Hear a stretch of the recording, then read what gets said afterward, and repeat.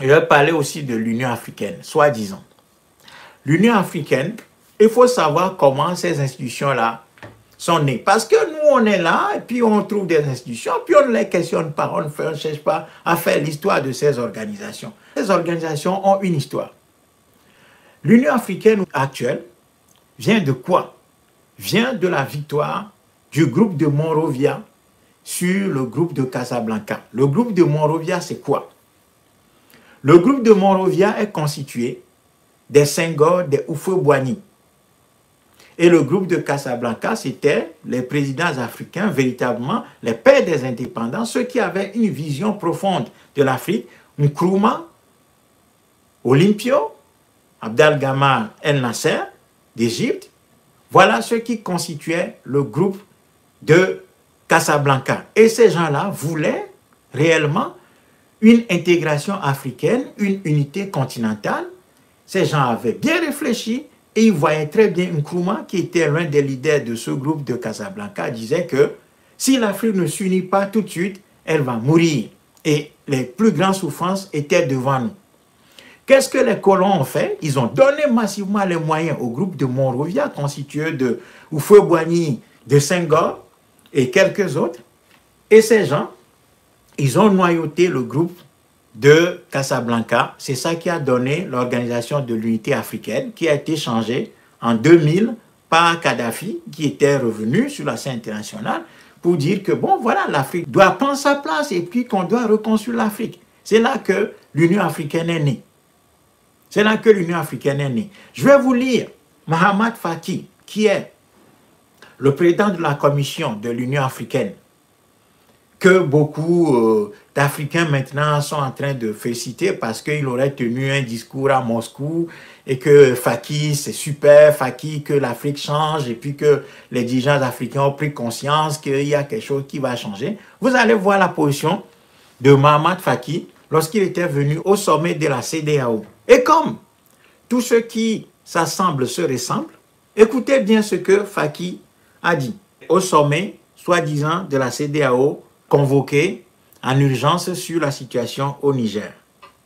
Faki dit ceci: l'extrême gravité de ce qui vient de se passer au Niger se passe de tout commentaire. Voici un pays confronté aux immenses défis de tous ordres qui, au regard de tous les critères d'appréciation d'une situation nationale africaine, se trouvait en bonne trajectoire de progrès à tous les niveaux. Écoutez bien, Mohamed Faki, qu'il y a un certain nombre d'Africains admirent aujourd'hui. Voici un pays, donc le Niger, voici un pays confronté aux immenses défis de tous ordres qui, au regard de tous les critères d'appréciation et d'une situation nationale africaine, se trouvait en bonne trajectoire de progrès à tous les niveaux. Ça veut dire que pour Mohamed Faki, le Niger était sur une très bonne voie, de résolution de ces problèmes. Faki continue. Des programmes audacieux de développement économique et social en pleine exécution, une alternance démocratique saluée unanimement à travers le continent et partout dans le monde, une lutte efficace contre le terrorisme désormais contraint à la défensive et amorçant son déclin et sa défaite définitive. Un président démocratiquement élu, transparent, engagé, une crédibilité internationale qui lui ouvre les portes de toutes les institutions financières internationales. Super, on est au paradis. Selon Mohamed Faki, le Niger était un paradis parce que tout allait parfaitement bien. Tout allait parfaitement bien et ce pays était en train de devenir quasiment un paradis sur terre parce que toutes les institutions financières internationales étaient à son secours. Et Faki continue. Personne, pas même les militaires empêtrés dans cette aventure insensée, ne saurait apporter la moindre justification au forfait contre la République et contre la démocratie intervenu au Niger le 26 juillet 2023. Ça veut dire que Faki dit que même les militaires eux-mêmes qui ont fait ce coup d'État ne savent pas pourquoi ils l'ont fait.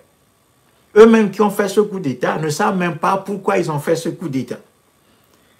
Et Faki continue. Et c'est là que vous allez voir comment hein, la logique institutionnelle fait peine la tête à ces soi-disant dirigeants africains. Mohamed Faki dit dans son discours, « La gravité de cet événement dépasse largement le seul cadre du Niger. En élargissant le second fléau après le terrorisme, celui des changements anticonstitutionnels. Hein? Le cas nigérien constitue une alerte assourdissante sur les risques de déstabilisation de toute la région. » Faki dit que le coup d'État qui est intervenu au Niger est la progression d'une épidémie de changements anticonstitutionnels. L'Union africaine ne voyait pas qu'il y avait des changements anticonstitutionnels dans la sous-région. Quand il y avait des tripatouillages constitutionnels, non, ce n'est pas un problème ça. Quand il y a des fraudes électorales, l'Union africaine ne les voit pas. Quand on positionne des élites qui travaillent contre les intérêts de l'Afrique, et Faki lui-même en fait partie, ce n'est pas un problème ça. Et Faki continue, le Tchadien, Faki, il continue en disant, encore une fois, le caractère insensé de ce coup d'État, sa violation flagrante des principes de l'Union africaine et de la CEDEAO et les menaces graves et réelles qu'il fait peser sur la stabilité des États de la région font qu'il doit être combattu résolument. Hein? Faki dit que le coup d'État au Niger doit être combattu résolument parce que ce coup d'État est non seulement insensé, mais aussi fait progresser l'épidémie de coups d'État, de changements anticonstitutionnels, et que cela fait peser de graves menaces, non seulement sur la CEDEAO, mais aussi sur l'Union africaine. Et Faki, par conséquent, dit qu'il faut combattre résolument ce coup d'État. Ce coup d'État, poursuit Faki, comme d'ailleurs tous les changements anticonstitutionnels par le biais desquels les militaires s'installent au pouvoir doivent totalement cesser. Là, l'ordre, l'Union africaine dit, le coup d'État au Niger, comme tous les coups d'État qui sont intervenus en Afrique, par lesquels les militaires s'installent au pouvoir, doivent totalement cesser. Il faut que ça cesse maintenant. La crédibilité de nos institutions en dépend largement désormais. C'est ça, Faki. Hein? C'est-à-dire que quand les Africains acclament Faki, je me disais, mais c'est-à-dire les Noirs, nous, on s'est trop vite à l'émotion. Il suffit que quelqu'un tienne un discours, qu'on dise, oh, il y a un changement maintenant, il y a un changement. Non, il faut aussi à un moment donné qu'on devienne grand et sérieux. Il faut connaître les gens qui sont nos interlocuteurs, qui nous parlent, il faut savoir qui ils sont. Les dirigeants africains ne peuvent pas changer. Nous le disons depuis des années. Nous le disons depuis des années. Tous les dirigeants africains sont des imbéciles. Ces gens-là sont l'ennemi de l'Afrique. Ces gens sont l'ennemi de l'Afrique. Faki, je continue la lecture du discours de Faki. Vous allez voir comment Faki est venu appuyer ou bien même fixer le cadre dans lequel la CEDEAO a agi lors de ce sommet d'urgence sur le Niger. Faki, dans son discours, dit « La crédibilité de nos institutions en dépend largement désormais. Doivent également être écartées toutes les attitudes complaisantes ou hésitantes à l'égard de leurs auteurs. » Donc Faki, qui porte la parole de l'Union africaine, soi-disant au sommet de la CEDEAO sur le Niger, dit que désormais doivent être écartées toutes les attitudes complaisantes ou hésitantes à l'égard des coups d'État et de leurs auteurs. Donc il faut une position ferme sur les coups d'État. Il ne faut plus avoir d'hésitation ni de complaisance. Il ne faut plus dire que oui, il peut y avoir des justifications à ces coups d'État. Non, il faut les combattre tout simplement. Donc Faki s'enferme et enferme la CEDEAO en lui donnant l'ordre de ne plus avoir de complaisance ni d'hésitation vis-à-vis des coups d'État. Et Faki continue. Ne pas les écarter, ne pas écarter donc les coups d'État serait le meilleur encouragement à la multiplication de tels changements nuisibles et anticonstitutionnels. Donc, Faki dit que si vous ne prenez pas tout de suite les dispositions pour écarter les auteurs des coups d'État au Niger, eh bien, vous encouragez la multiplication de ces coups d'État dans votre sous-région. Et Faki dit, sur cette question, nous sommes profondément interpellés par les opinions africaines et internationales. Faki va tordre le cou à l'histoire en disant que mais il y a les opinions africaines et le monde entier qui nous regarde et qui nous enjoint, qui nous met la pression pour que nous mettions fin à ce type de pratique sur le continent africain. Donc, Faki dit que, mandatés par les peuples africains, nous devons arrêter les coups d'État et leurs auteurs. Qui a mandaté Faki? Qui a élu Faki à la tête de la Commission africaine? Qui a donné ce mandat à Faki de parler au nom de l'Afrique? Une Union africaine illégitime, qui est la victoire du groupe de Monrovia sur le groupe de Casablanca, qui est une Union africaine frelatée, qui est la transgression de l'idée de Nkrumah, l'Union africaine actuelle, qui est la transgression et la déviation de l'idée d'un État fédéral africain. Qui a donné ce mandat-là à Faki de parler à notre nom? Je continue. Et Mohamed Faki dit, le monde nous observe et nous écoute. Mieux encore, nos responsabilités et nos consciences nous dictent d'agir, non seulement d'agir, mais d'agir vite, d'agir maintenant et d'agir très fort. Il nous faut d'abord et avant tout mettre le président Bazoum en sécurité en obtenant sa libération immédiate et sans condition. Ça, c'est Mohamed Faki de l'Union africaine qui tenait ce discours au sommet de la CEDEAO à Abuja. Il s'agit ensuite d'amener les putschistes à remettre en place le gouvernement légal et démocratiquement élu. Alors maintenant, comme Faki fixe les objectifs de chasser les putschistes, d'écarter les putschistes, de libérer Bazoum sans condition et de façon immédiate, et de remettre Bazoum au pouvoir, Faki va indiquer le moyen par lequel il faudrait atteindre cet objectif. Il dit ceci. L'idéal est d'obtenir ces deux exigences par la voie de la négociation. Comment maintenant libérer Bazoum de manière immédiate et sans condition et le replacer au pouvoir? Mohamed Faki dit, l'idéal aurait été de le faire par la négociation, évidemment, par la discussion apaisée et respectueuse de la souveraineté, l'unité nationale et communautaire du Niger et de tous les acteurs politiques et militaires. Mais, si cette voie est rejetée par une quelconque partie, nous ne devons pas hésiter un seul instant à prendre les mesures, y compris des sanctions les plus fermes pour amener les récalcitrants à appliquer les décisions et les principes pertinents de toute l'architecture africaine, régionale et continentale. Les démarches de recherche de la solidarité internationale avec la CEDEAO et l'Union africaine doivent être rapidement développées pour assurer le maximum d'efficacité à notre action commune et de promptitude et des résultats attendus. Le CPS, le Conseil de paix et de sécurité de l'Union africaine, s'est déjà saisi de la question.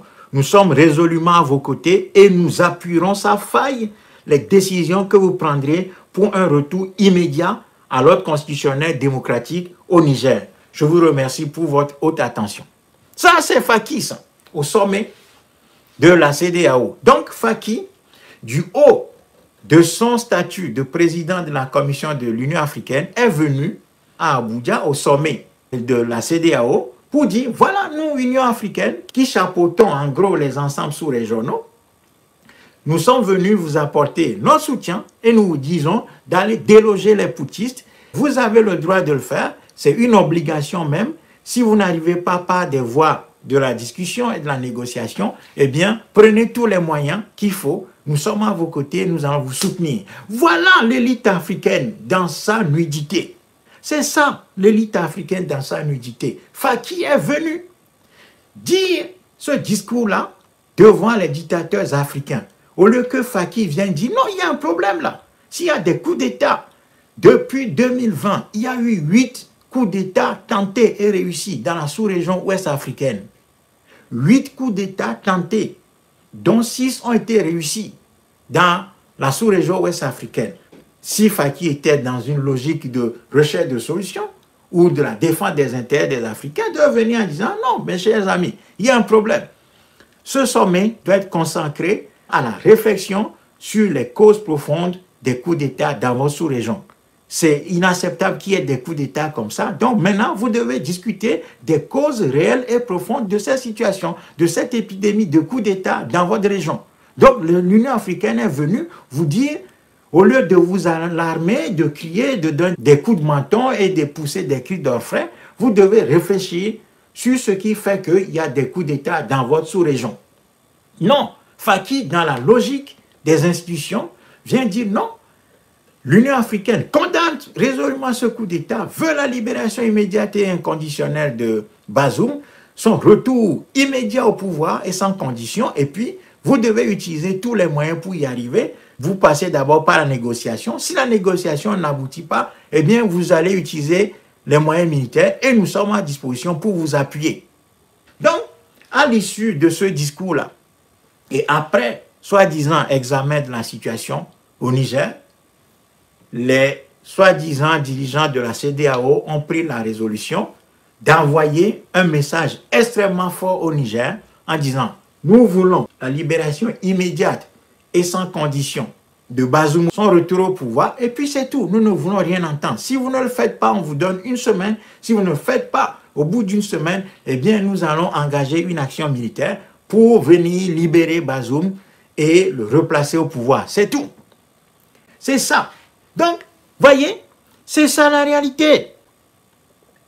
C'est ça la réalité. Donc, vous avez vu comment Faki est venu mettre le cadre dans lequel la CEDEAO est en train d'agir aujourd'hui. Donc, ces élites-là sont nos ennemis absolus. Ces gens sont nos ennemis absolus. Faki, en tant que responsable, puisqu'il y a certains Africains qui attribuent à Faki, parce que Faki aurait tenu un discours devant Poutine, qui est un discours de rupture, soi-disant. Moi, je rigolais seulement. Quand je voyais tous ces gens-là dans leur discours et tout, ça me faisait seulement rire. Ça me faisait seulement rire.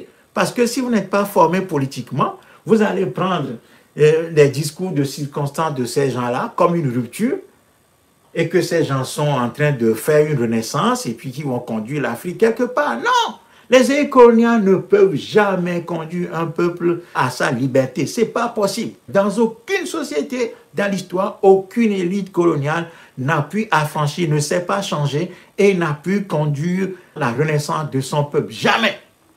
Jamais. Seule une révolution populaire qui casse tout et qui refait tout peut porter un peuple à sa renaissance. Jamais les élites coloniales. Les élites coloniales ne sont pas faites pour changer. Les élites coloniales ont leur logiciel. Quelles que soient les circonstances dans lesquelles vous les placez, leur logiciel continue à fonctionner. C'est ça qu'il faut comprendre.